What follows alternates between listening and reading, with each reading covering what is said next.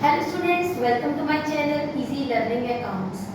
आज के इस वीडियो में हम अकाउंटेंसी क्लास 12 का सेकंड पार्ट कंपनी अकाउंट शुरू करेंगे और हम उसके बारे में पढ़ेंगे कि कंपनी अकाउंट क्या होता है, कंपनी क्या होती है, शेयर्स क्या होते हैं, डिबेंचर्स का इशू क्या होता है, रिडेम्पशन क्या होता है। इस तरीके के जितने भी हमारे चैप्टर्स हैं उनको हम एक एक करके पढ़ेंगे। तो कुछ भी न्यूमेरिकल पढ़ने से पहले या कुछ भी हम न्यूमेरिकली प्रैक्टिकली अटेम्प्ट करने से पहले हमें वो टर्म्स मालूम होनी चाहिए जो हम पढ़ने जा रहे हैं। तो क्योंकि यूनिट का नाम ही कंपनी अकाउंट है, जो कि पार्ट 2 है हमारी अकाउंटेंसी के कोर्स का, part 2 that means company account. तो सबसे पहले हमें मालूम होना चाहिए कि कंपनी क्या होती है। हम सब ने सुना होगा जॉइंट स्टॉक कंपनी, क्लास 11 में बिजनेस में एक चैप्टर था जिसमें हमने different forms of private company पढ़ा था, जिसमें हमारा एक डिफरेंट फॉर्म्स ऑफ बिजनेस पढ़ा था, जिसमें हमारा एक आया था sole proprietorship, partnership and one is sole company, cooperative organisation, Hindu undivided family. तो वहीं पर हमने पढ़ा था कि एक जॉइंट स्टॉक कंपनी क्या होती है। तो उसको और डिटेल में पढ़ेंगे, लगभग वही थ्योरीज है, बस एक बार रिवीजन करेंगे। सबसे पहले what do you mean by company. तो कंपनी होती है, मैंने यहाँ पर प्रोफेसर हेनरी की डेफिनेशन लिखी हुई है। अगर एग्जाम में आ जाए डिफाइन कंपनी तो आप हेनरी की डेफिनेशन लिखिए, बहुत हेल्पफुल होगा। और अगर सिंपल आ जाए what do you mean by company तो उसमें भी आप डेफिनेशन लिख सकते हैं, आपकी वहां पर भी ये आंसर बिल्कुल चल जाएगा, बिल्कुल रन करेगा ये वाला आंसर। तो आंसर क्या है? अकॉर्डिंग टू द प्रोफेसर हेने, company is an artificial person created by law having separate entity with perpetual succession and a common seal. बच्चा कह रहा है मैम ये तो बहुत नए नए वर्ड्स आ गए, हमें कैसे समझ में आएगा ये क्या क्या है? तो एक एक करके सारी डेफिनेशन को दोबारा समझते हैं। Company is an artificial person. Company हमेशा एक आर्टिफिशियल पर्सन की तरह है, कभी भी कंपनी बोल नहीं सकती, कंपनी कहा नहीं सकती। अगर आपको किसी भी चीज पर प्रॉब्लम है और आप उस पर क्लेम कर रहे हैं तो आप उस कंपनी पे क्लेम करेंगे, ना कि किसी इंसान पे। तो ये एक आर्टिफिशियल पर्सन है। आर्टिफिशियल पर्सन मतलब पर्सनल अकाउंट में आती है, लेकिन ये एक इंसान नहीं है, सांस नहीं ले सकती है, बोल नहीं सकती है, ये एक आर्टिफिशियल पर्सन है क्रिएटेड बाय लॉ। कोई भी company without law, without rules and regulation, without a proper registration run नहीं हो सकती है। एक कंपनी को रन करने के लिए उसको रजिस्टर, इनकॉर्पोरेट कराना ही पड़ता है, चाहे वो हमारी पब्लिक कंपनी हो, चाहे वो हमारी प्राइवेट कंपनी क्यों ना हो। तो वो एक लॉ के अंदर, एक कंपनी एक्ट के अंदर ही रन करती है, इसलिए ये एक आर्टिफिशियल पर्सन है created by law. Next line है having separate entity. Separate entity means बेटा separate identity of each and every person involve in a company. देखिए मैं आपको एक बात बताती हूँ, कंपनी कभी भी एक सिंगल इंसान नहीं खोलता, कंपनी में बहुत सारे शेयर होल्डर्स होते हैं। अब शेयर होल्डर्स कैसे? जैसे एक कंपनी ने सोचा कि कंपनी का मिनिमम पैसा या ऑथराइज कैपिटल या कंपनी का इश्यूड कैपिटल 1 लाख रुपीस होगा। कंपनी ने सोचा कि 1000 शेयर्स, 1000, ध्यान से समझिएगा, ध्यान दीजिए। कंपनी ने सोचा कि उसका पूरा कैपिटल ऑथराइज कितना होगा? ₹1 है। कंपनी ने 1000 शेयर्स 10 लोगों के हिसाब से डिस्ट्रीब्यूट कर दिए। तो ये जो हमारा 1000 है ये कंपनी के शेयर्स हैं और कितने लोगों में डिस्ट्रीब्यूट हुए? 10 लोगों में। जैसे पार्टनरशिप में हमने देखा था कि अलग-अलग पार्टनर्स अलग-अलग तरीके का कैपिटल लाते थे, लेकिन कंपनी में ऐसा नहीं होता। कंपनी में जितने भी शेयर होल्डर्स होते हैं सबका जो शेयर्स होता है बेटा वो इक्वल होता है, और किस रेट के हिसाब से क्या होगा वो सब कंपनी तय करती है, ठीक है। तो कंपनी में हर शेयर होल्डर्स की सेपरेट आइडेंटिटी होती है, उनको अपने सेपरेट नाम से जाना जाता है, उनको उस तरह से ये नहीं है कि उनको उनकी कोई आइडेंटिटी नहीं है। तो कंपनी में हर शेयर होल्डर्स की अपनी एक सेपरेट आइडेंटिटी होती है, क्लियर है। मान लीजिए इसकी ए के ये शेयर है, बी के ये शेयर है, सी के ये शेयर है, तो सबकी अपनी आइडेंटिटी है, ठीक है बेटा। नेक्स्ट है विद परपेचुअल सक्सेशन।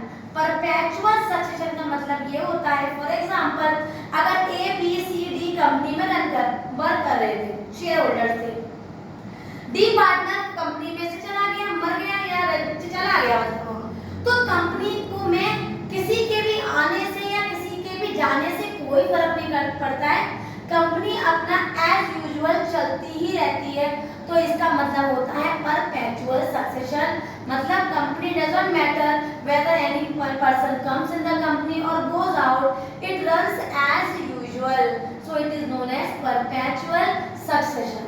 नेक्स्ट है एंड द कॉमन सील। आपने देखा होगा कंपनी की अपनी सील होती है, स्टैम्प होती है, और उस स्टैम्प से ही उसके signs, authorise signature, digital signature या उसकी सील से ही जाना जाता है कि ये इस कंपनी की सील लगी हुई है, और उससे ही कंपनी वो काम को कर रही है या नहीं कर रही है, उसको ऑथराइज कर रखा है, उस वर्क के अंडर में उस कंपनी का अंडरटेकन है या नहीं, इन सब चीजों का हमें पता चलता है। तो कंपनी कभी सेल्फ साइन, अगर एक कंपनी का होल्डर, कंपनी का मालिक हर जगह साइन करेगा तो साइन कैसे कर लेगा बेटा, इतनी बड़ी कंपनी होती है, इतनी लार्ज होती है, तो कंपनी अपना एक कॉमन सील रखती है, उस सील से ही कंपनी अपने सारे कामों को करती है।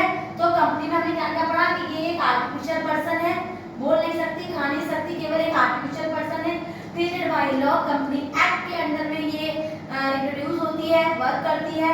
सेपरेट एंटिटी, हर वर्कर की, हर शेयर होल्डर की सेपरेट आइडेंटिटी होती है।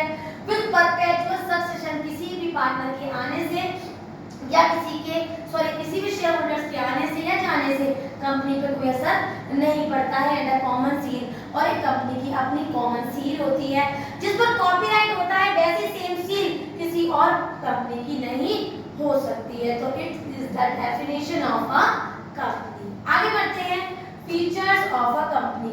तो काफी फीचर्स बेटा मैंने यहाँ डेफिनेशन में आपको तैयार करा दी है, और वो भी जाएंगे यहीं पर तैयार, तभी मैंने ये प्रोफेसर हेने की डेफिनेशन आपके लिए लिखी थी। तो पहला फीचर भी हमने यहीं से उठा लिया, सेपरेट एंटिटी। सेपरेट एंटिटी मैंने अभी आपको बताया, सेपरेट आइडेंटिटी से कहते हैं कि मतलब हर शेयर होल्डर की अपनी सेपरेट आइडेंटिटी होती है, सेपरेट नेम से, सेपरेट वर्क से, सेपरेट आइडेंटिटी से वो जाने जाते हैं। दूसरा है परपेचुअल सक्सेशन, किसी भी शेयर होल्डर के आने से या शेयर होल्डर के जाने से हमारी कंपनी पे कोई फर्क नहीं पड़ता, वो एज यूजुअल रन करती रहती है, तो उसे कहते हैं परपेचुअल सक्सेशन। थर्ड है हमारा कॉमन सील, कंपनी की एक अपनी स्टैम्प होती है, अपनी सील होती है, और उसी से वो अपने वर्क को अंडरटेक करती है। फोर्थ फीचर है हमारा लिमिटेड लायबिलिटीज। इस बात को याद रखिएगा, एक कंपनी में एक शेयर होल्डर उतना ही लायबल होगा जितना उसका शेयर है, जितना उसने शेयर लगाया है।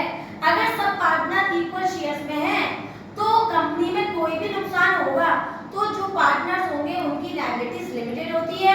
ऐसा नहीं है कि कंपनी की लायबिलिटीज में शेयर होल्डर्स की जो लायबिलिटीज है वो अनलिमिटेड है, तो कंपनी की जो लायबिलिटी होती है बेटा वो लिमिटेड होती है। क्लियर है? ये 4 पॉइंट्स हम यहाँ पर तैयार करेंगे, वो ज्यादा नजर नहीं आते हैं, लेकिन फिर भी क्योंकि 1 मार्क्स के 20 क्वेश्चन आने लगे हैं अब, तो हमें इन चीजों पे ज्यादा ध्यान देना पड़ेगा, क्योंकि अगर 1 मार्क्स में कोई भी पॉइंट आ गया तो हमें नंबर अपने नहीं कम करने हैं। आगे बढ़ते हैं अपने थर्ड पॉइंट की तरफ, that is kinds of a company.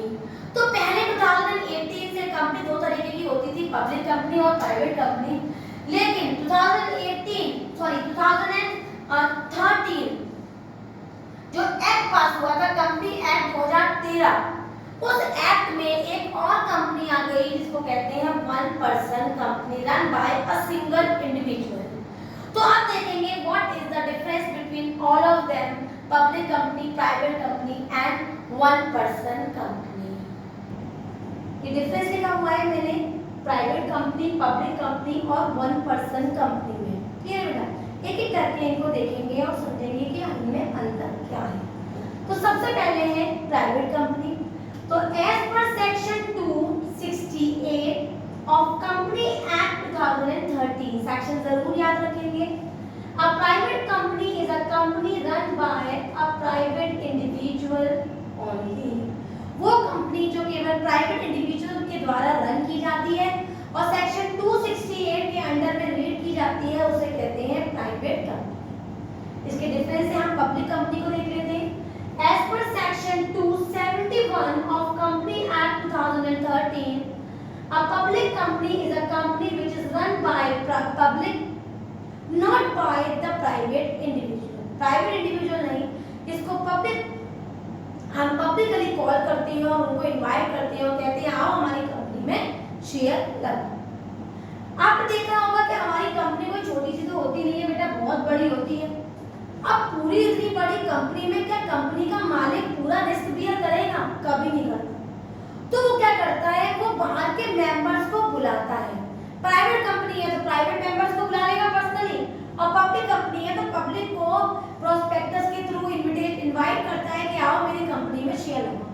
जैसे मैंने अभी आपको एग्जांपल बताया था कि मान लो कंपनी ने सोचा कि कंपनी के 1 लाख के टोटल कैपिटल है। कंपनी ने सोचा कि मैं 10 मेंबर में इसको बांटूंगा, तो 10,000 at the rate of 10 each, 10,000 at the rate of 10 each बेटा। इसका मतलब ये जो एक शेयर है कंपनी का वो 10,000 रुपए का होगा, जो कि 10 मेंबर्स के बीच में बटेगा।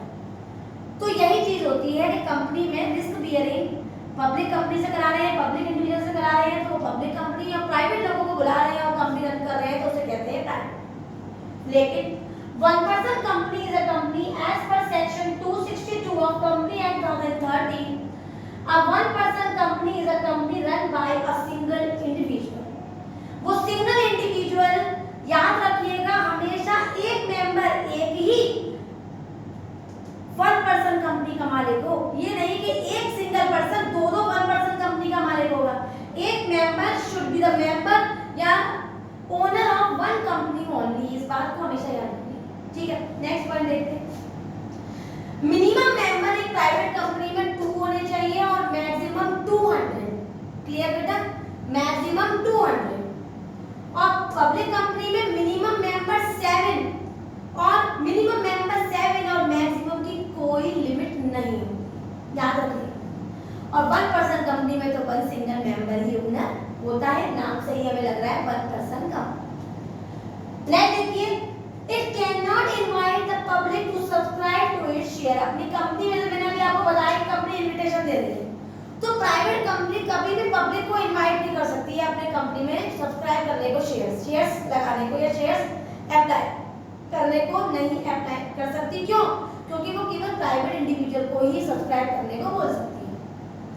लेकिन a public company can invite the public to subscribe to its share. Public company public individuals को बुला सकती है और अपनी कंपनी में शेयर्स अलॉट कर सकती है। क्लियर?